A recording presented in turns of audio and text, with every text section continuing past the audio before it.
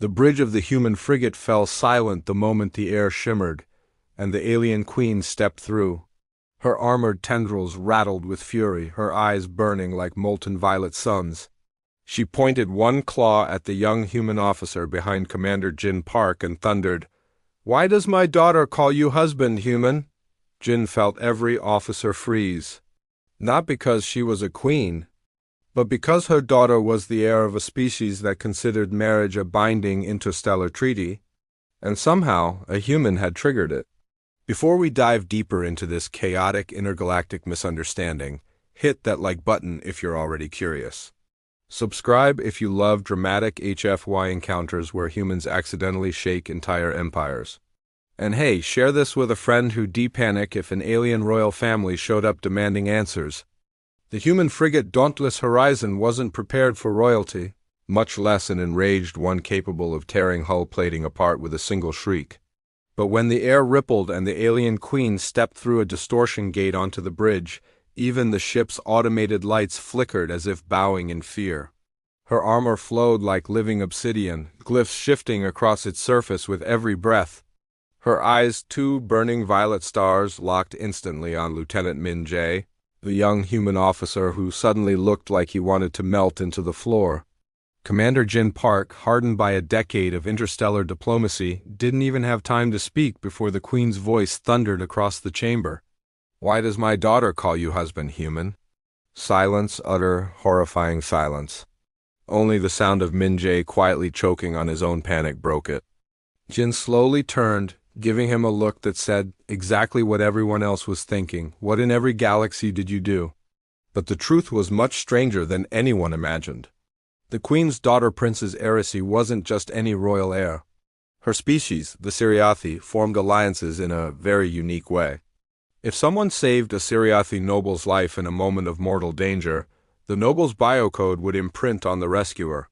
That imprint, to their species, translated as a marital bond. A cosmic till death do us part contract, sealed in biology rather than ceremony. Humans, of course, had absolutely no idea, and Min Jae, hell, he'd saved the princess from a collapsing docking tower 3 weeks ago. He had thought she was just another civilian screaming for help. He'd acted on instinct, the way humans often did, charging into danger with no shield, no backup, and definitely no knowledge of interspecies marriage laws. Now, his commander, his crew, and one very furious intergalactic monarch were learning the consequences all at once.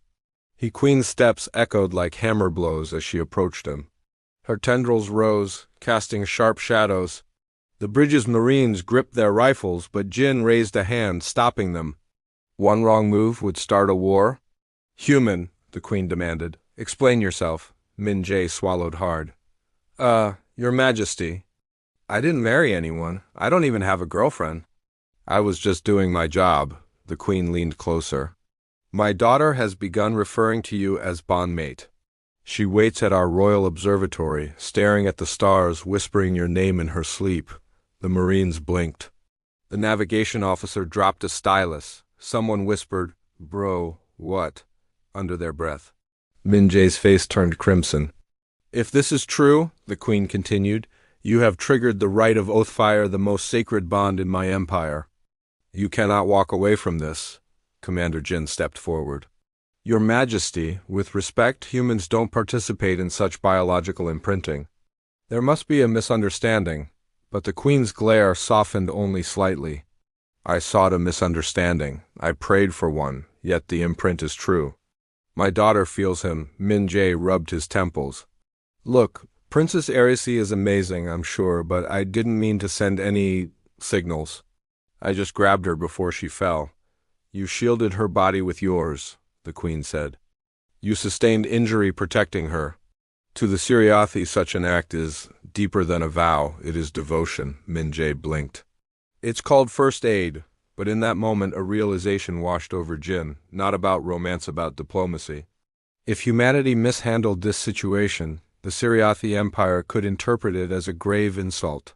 Billions of lives, borders, treaties, everything could collapse over one cultural misunderstanding. "Your Majesty," Jin said calmly, "may we hear from the princess herself?" Perhaps her perspective will guide us to clarity, the queen hesitated. Her anger didn't fade completely, but she gave a slow nod. With a wave of her hand, a shimmering image appeared Princess Aerysi, sitting in a starlit observatory, her expression soft, dreamy, and unmistakably love-struck. She spoke quietly, her voice carrying a musical hum. He held me like I mattered, like the universe wasn't ready to take me yet. I felt his courage in my bones. No crown ever gave me what that moment did. Min-jae nearly fainted. Jin looked from the projection to the queen. Your Majesty, I believe your daughter is interpreting human instinct through Sci-Fi tradition. If we explain that humans protect strangers all the time, she may understand this wasn't a vow. But the queen shook her head. Human instinct is irrelevant. She is imprinted. If he rejects the bond, her heart will fracture. Sci-Fi biology was not built for emotional abandonment. A whisper of dread drifted across the crew. This wasn't just politics, it was biology and heartbreak. Min-jae finally straightened, pushing fear aside. And oddly enough, his voice grew steady. What if, he asked, I don't reject anything? I don't mean marriage, just, I don't want to hurt her. She seems kind, brave. Maybe I could talk to her. Help her ease out of this bond slowly, like easing pressure off a sealed pipe instead of blowing it open. Jin stared at him.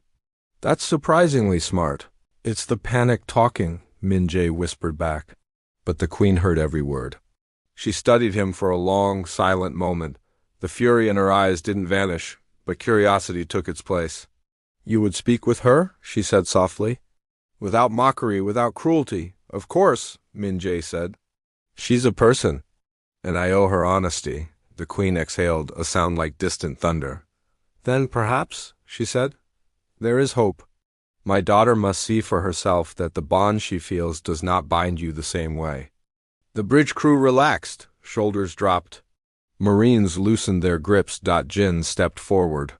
We can arrange a diplomatic meeting, neutral ground. No pressure on either side. The queen raised a hand. No, the meeting must occur now. Jin's jaw tightened. On my ship? On my ship, the queen corrected.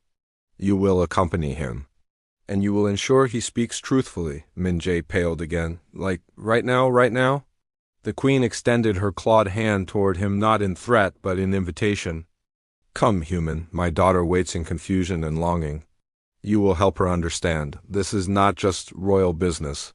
It is the peace between our peoples. Jin placed a reassuring hand on Min-jae's shoulder. You saved her once. Now you just need to talk to her. You've handled worse under pressure. I have not, he whispered. Absolutely not. But he followed the queen anyway, each step heavy, each breath tight, each moment edging him deeper into a destiny he never asked for. As the distortion gate shimmered open again, the queen paused and looked back at him. If she cries, the queen warned softly, entire moons have cracked under my wrath. Min-jae squeaked, and then he stepped through, into the unknown. Into the waiting gaze of a princess who thought he was her husband, and into a story that would reshape two civilizations, all because a human saw someone falling and decided to save her.